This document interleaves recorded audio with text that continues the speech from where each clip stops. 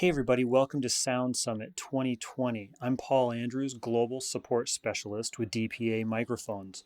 Today, I'm going to be taking you through some of the very cool aspects of our 4000 series supercardioid capsules, the modularity that they have, and the various preamps that they can be attached to. But first, for those of you who aren't familiar with DPA, we developed a long-term relationship with a testing and measurement microphone company out of Denmark by the name of B&K, or Brüel and Carr. And one of the things that they instilled in us is a philosophy. That philosophy is the microphone needs to have a total linear frequency response in order to have a non-influent result. We want to capture the sound as accurately as it possibly can be. Today, we build some of the finest microphones in the world for everything from film and broadcast to theater, live sound, corporate events, all the way to the recording studio. First up, let's talk about the capsules.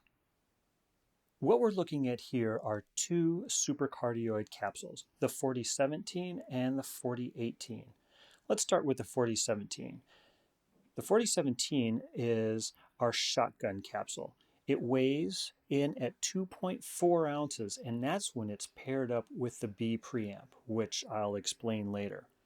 It has a 60-degree window that creates gentle transitions when you're moving back and forth from talent to talent.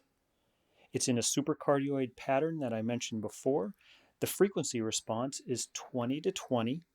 It has 138 max SPL handling capability, and the frequency range is plus or minus 2 dB from 70 Hz to 18 kHz.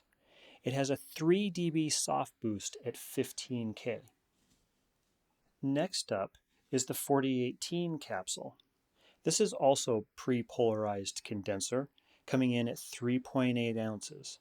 It's in a supercardioid pattern that you can see right there. Its frequency response is also 20 to 20, but its max SPL handling capability for this little guy is 142 dB SPL. Its frequency range is plus or minus 2 dB from 40 Hz to 18 kHz. Let's take a look at the comparison with the frequency charts and the polar plots between these two capsules. If we take a look at the 4017's frequency response chart, we see the linearity both on and off axis. Here's that 3 dB soft boost at 15K. Now, let's compare this to the 4018's response. You'll notice that its linearity is even more accurate.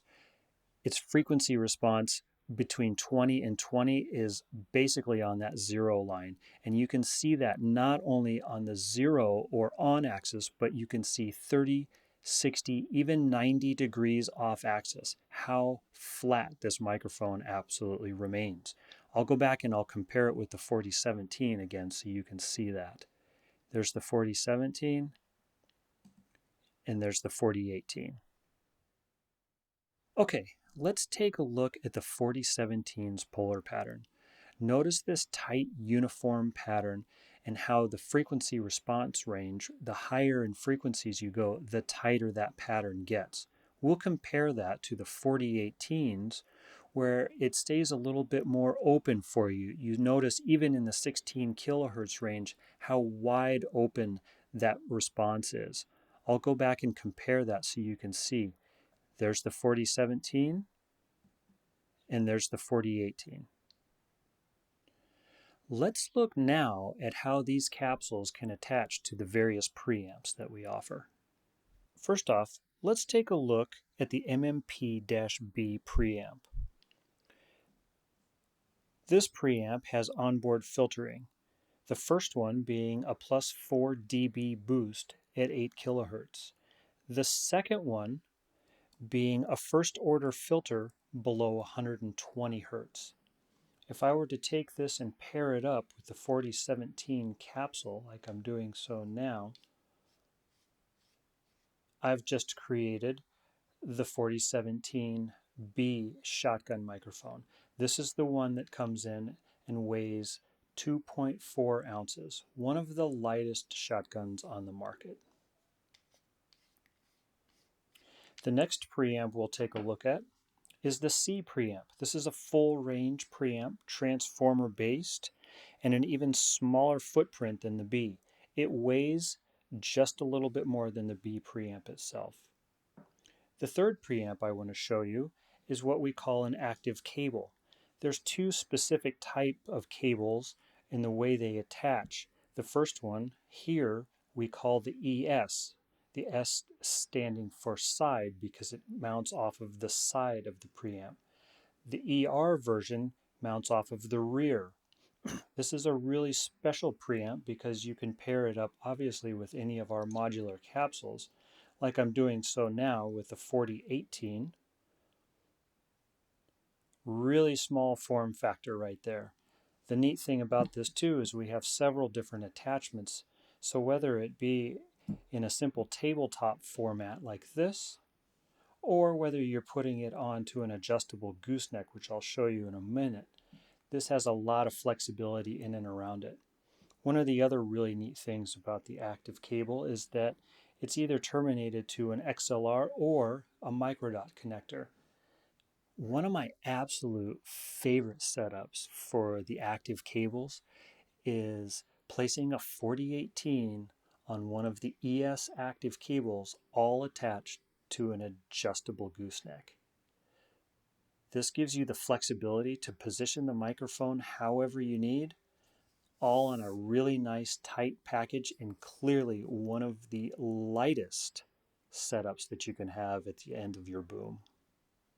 I'll end with some cool behind the scenes shots of the filming of Dinner in America with the 4017 and 4018 capsules in action.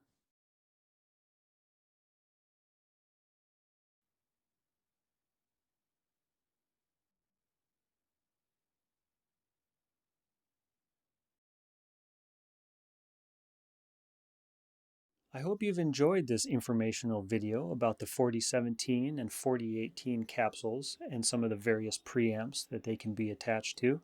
If you have further questions, stick around. We're going to have somebody live via Zoom who should be able to help you out. Thanks.